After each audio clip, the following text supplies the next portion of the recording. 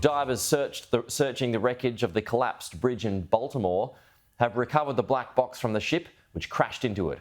And audio has emerged of emergency workers, which reveals discussions about grabbing those on the bridge moments before its collapse.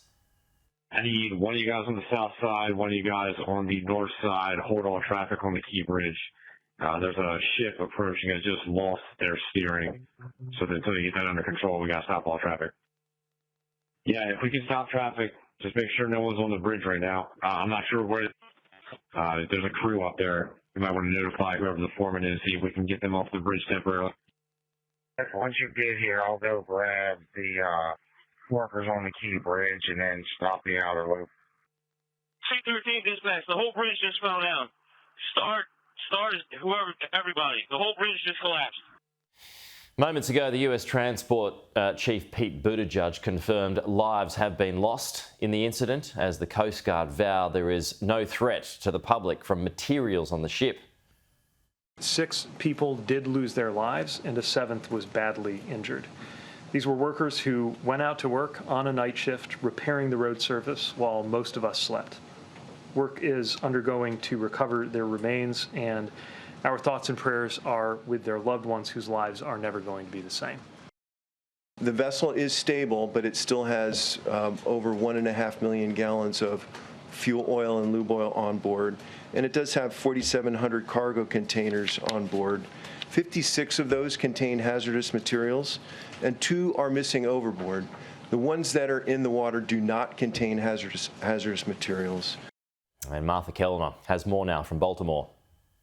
About 18 hours into the search and rescue mission after the Francis Scott Key Bridge collapsed that it officially became a recovery operation, an operation to find the bodies of those 6 men that are still missing as a result of this tragedy. And we know that they were all workers who were on the bridge at the time of the collapse, working to fix potholes on that bridge.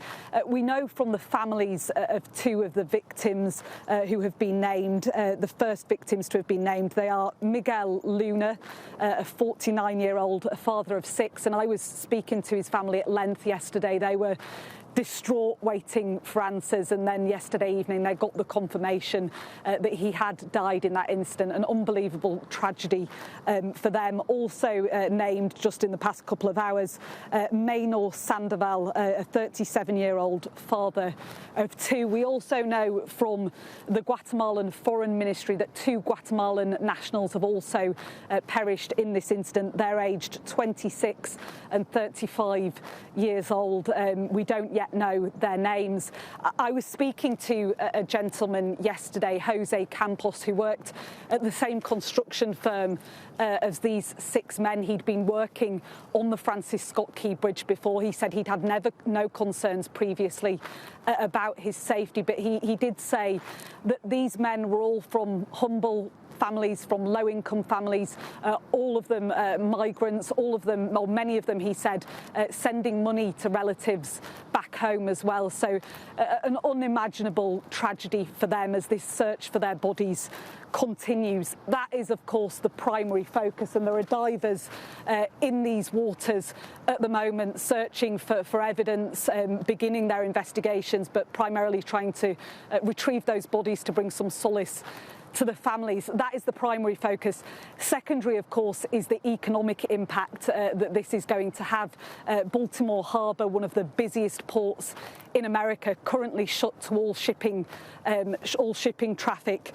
The US Transportation Secretary Pete Buttigieg said at a briefing this morning that there was no question that this will be a major and protracted impact to supply chains. This is the busiest port in America in terms of the supply and distribution of cars and other vehicles. So this will have a long-lasting impact, and we still have no real idea of any timeline for removing that cargo ship from the mangled wreckage of the bridge and reopening the harbour to shipping cargo traffic.